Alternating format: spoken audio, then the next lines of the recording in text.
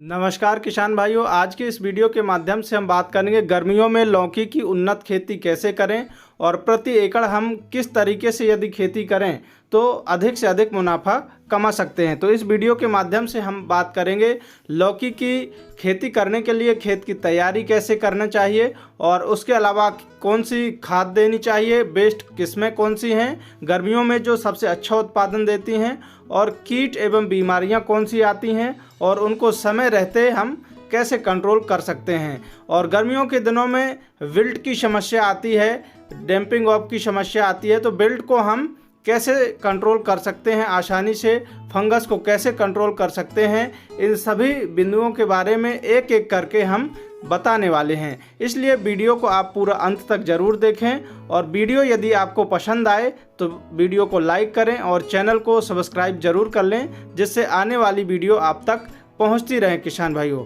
चलिए वीडियो की शुरुआत करते हैं। हमारे किसान भाई जब भी लौकी की खेती करें तो कम समय में तैयार होने वाली फसल है और दूसरा गेहूं की फसल हमारी जैसे ही कटती है उसके बाद खेत में जो नरवाई बचती है तो उसको हम किसान भाइयों से अनुरोध करना चाहेंगे कि उसको जलाएं नहीं, बल्कि जो आजकल मशीन आ रही है कटर मशीन, उससे आप उसको कटिंग करके खेत में ही मिला दीजिए, जिससे मिट्टी की जो भौतिक दशा है वो भी सुधरती है, फिजिकल कंडीशन अच्छी होती है, उर्वरा शक्ति बढ़ती है और आपके जो बेनिफिशियल माइक्रोब्स होते हैं वो भी जलकर मिट्टी में मरते नहीं हैं। तो मिट्टी की आपकी भौतिक कंडीशन भी अच्छी रहती है, जिससे उत्पादन अच्छा मिलता है साथियों।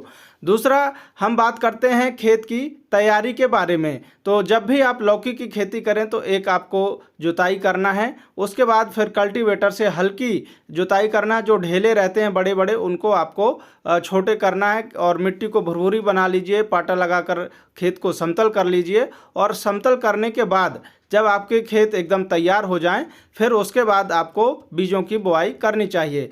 कौन सी किस्मों का चुनाव करना चाहिए लौकी के लिए गर्मियों के लिए, तो वह आपको बताने वाले हैं। तो आजकल जो गोल लौकी आती है उसकी यदि हम वैरायटी की बात करें तो इन तीनों में से कोई भी आप वैरायटी का चुनाव कर सकते हैं।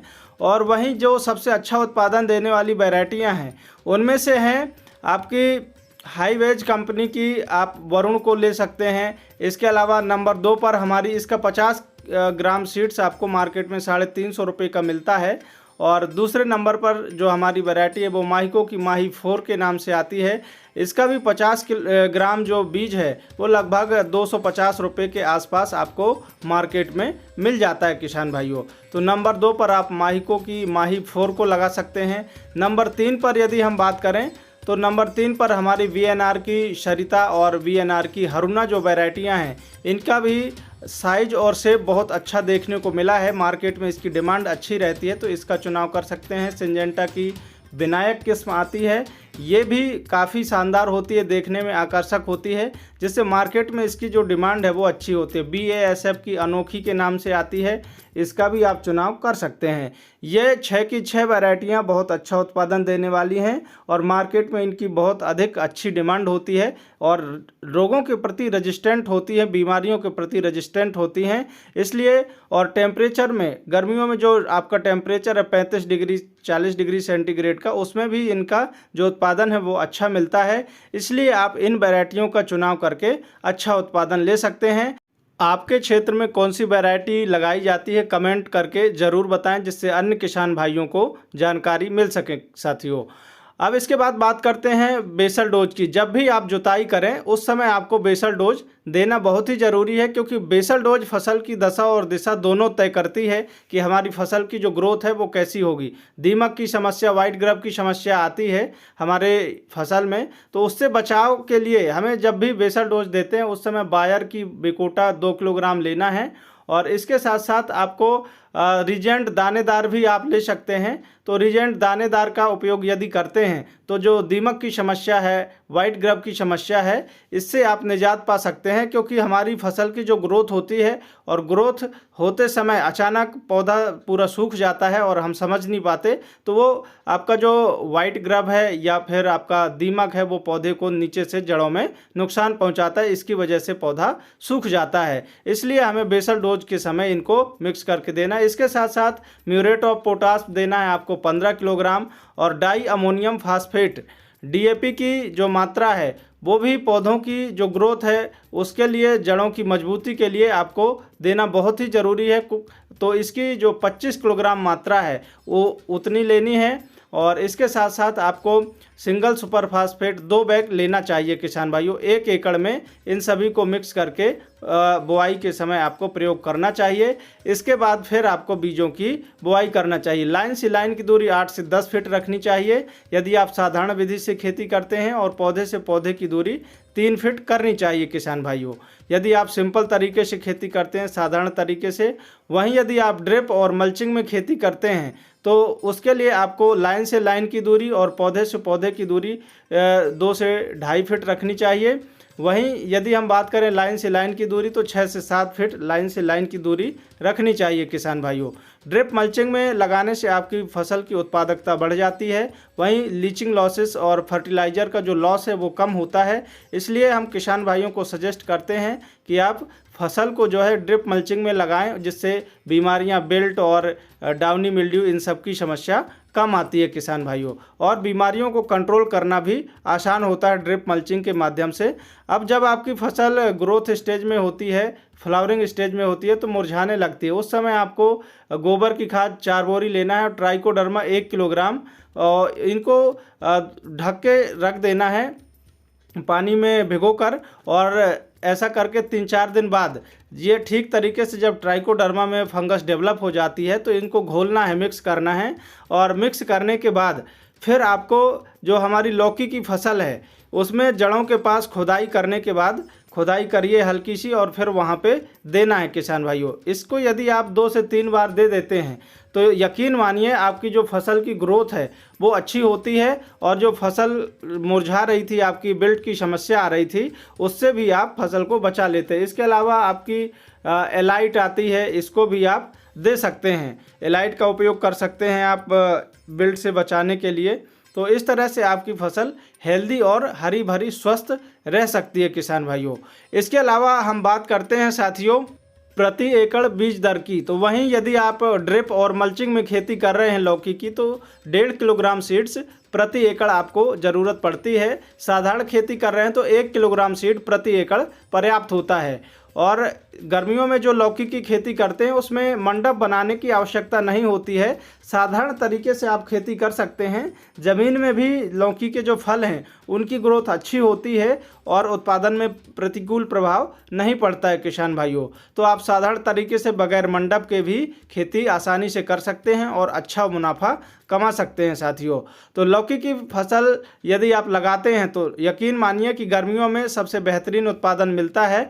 और गर्मी के दिनों में सिंचाई की यदि हम बात करें तो आपको 3 से 4 दिनों के अंतराल पर फ्लड इरिगेशन से आपको सिंचाई करनी चाहिए किसान भाइयों, क्योंकि गर्मी ज़्यादा होती है, टेम्परेचर बढ़ता है, तो जो बेल वर्गीय, कद्दू वर्गीय फसलें होती हैं उनकी जो पानी की रिक्वायरमेंट है, वाटर रिक्वायरमेंट है, वो अधिक होती है। इसलिए आपको 3 से 4 दिनों के अंतराल पर पानी देना बहुत ही ज़रूरी होता है, और इस तरीके से आप लौकी की फसल की ग्रोथ अच्छी ले सकते हैं। इसके अलावा बात करते हैं हम स्प्रे शेड्यूल की। तो लौकी की फसल में कीटनाशक, फंगीसाइड, प्लस इनका कब और कितनी मात्रा में उपयोग करना है, क्योंकि लौकी की फसल में सेमी लूपर इल्ली हो, चाहे आपकी वाइट फ्लाई हो, थ्रिप्स हो, माइट हो, पाउडरी मिल्ड्यू हो, डाउनी मिल्ड्यू हो, वहीं बिल्ट की समस्या हो, ये गर्मियों के दिनों में आपको आमतौर पर बीमारियां देखने को मिलती हैं। रेड पम्पकिन बीटल हो या फिर आपको सफ़ेद मच्छर हो, तो इनको समय रहते हम कैसे कंट्रोल कर सकते हैं, उनके लिए कौन सा स्प्रे देना चाहिए, इन सभी के बारे में बात करने वाले हैं साथियों। तो चलिए बात करते हैं पहले स्प्रे की। तो 18 से 20 दिनों के आसपास की जब फसल हो, जब आपकी फसल की ग्रोथ हो ही रही होती है, ग्रोथ स्टेज पे होती है, उस समय आपकी फसल को पहला स्प्रे देना बहुत ही ज़रूरी होता है, क्योंकि इस समय रेड पम्पकिन बीटल का जो अटैक है वो प्रारंभ हो जाता है और वो कोमल पत्तियों को खाकर ख़त्म करने लगता है। तो इसके लिए मैनकोजेब 75% WP 40 ग्राम लेना है, एंडोफिल के नाम से आती है, और डाइमेथोएट 30% EC 30 ml लेना है। 15 लीटर पानी में घोलकर आपको स्प्रे करना चाहिए साथियों। तो ये पहला स्प्रे हो गया। दूसरा स्प्रे 30 से 35 दिन के आसपास की जब फसल हो तब आपको दूसरा स्प्रे करना चाहिए किसान भाइयों। और दूसरे स्प्रे करते समय हमें ध्यान रखना चाहिए कि हमारी फसल में पर्याप्त मात्रा में नमी हो और फसल की जो ग्रोथ है वो कहीं ज़्यादा तो प्रभावित नहीं हुई है। तो इसके लिए आपको टाटा की बहार आती है 25 ml और एसीफेट लेना है 75% WP 10 ग्राम और इमामेक्टिन बेंजोएट लेना है सकिंग पेस्ट के लिए 15 लीटर पानी में घोलकर आपको स्प्रे करना चाहिए किसान भाइयों। तीसरा स्प्रे 45 से 50 दिन में, इसके लिए लेना है आपको बीटा साइफरथ्रिन और इमिडाक्लोरपिड लेना है। और ये जो है जो आपके सकिंग पेस्ट होते हैं उनको कंट्रोल करता है, च्यूइंग पेस्ट होते हैं उनको कंट्रोल करने के काम आता है। तो इसका जो कॉम्बिनेशन है वो आपको ज़रूर लेना चाहिए तीसरा स्प्रे करते समय 45 से 50 दिन में। और इसके अलावा हमारी लौकी की फसल में ग्रोथ चाल के लिए PI की ह्यूमिशोल आपको 40 ml लेना है। इससे जो जड़ों का विकास है वो अच्छा होता है, पौधे की जो ग्रोथ है वो मजबूती के साथ पौधा ग्रोथ करता है। और इसके अलावा आपको एंट्राकोल फंजीसाइड लेना है 40 ग्राम, ये सभी प्रकार की फंगस को कंट्रोल करता है। और इसके बाद बात करते हैं चौथे स्प्रे की 65 से 70 दिन में आपको करना है बायर की फोलियर 20 ml, प्रोफेक्ट सुपर लेना है। और पांचवा स्प्रे आपको 80 से 90 दिन की जब फसल हो तब मकड़ी नाशक एवेशियन 15 ml और लेंसर गोल्ड 40 ग्राम और अमिस्टर टॉप फंजीसाइड 25 ml आपको लेना है। सभी प्रकार की जो मकड़ी नाशक बीमारियां हैं और फंगस जनित बीमारियां हैं उनको कंट्रोल करने के लिए ये कॉम्बिनेशन बहुत अच्छा होता है। तो आपको पांचवा स्प्रे 80 से 85 दिन 90 दिन की जब फसल हो तब आपको करना चाहिए किसान भाइयों। किसी भी स्प्रे को अपनाने से पहले, स्प्रे करने से पहले आपको प्रॉपर फसल की मॉनिटरिंग करना चाहिए, देखना चाहिए कि फसल में बीमारी और कीट का इन्फेस्टेशन अटैक कितने % है, उस हिसाब से आपको दवाई का स्प्रे करना चाहिए। बगैर अटैक के आपको दवाई का स्प्रे नहीं करना चाहिए साथियों। बात करते हैं अगले टॉपिक की खाद के शेड्यूल के बारे में। तो लौकी की फसल में खाद का जो शेड्यूल है वो आपको ध्यान रखना चाहिए। पहली खाद 25 से 28 दिन के आसपास की जब फसल होती है तब हमें ह्यूमिक एसिड 400 ग्राम लेना है पौधे की बढ़वार और ग्रोथ के लिए।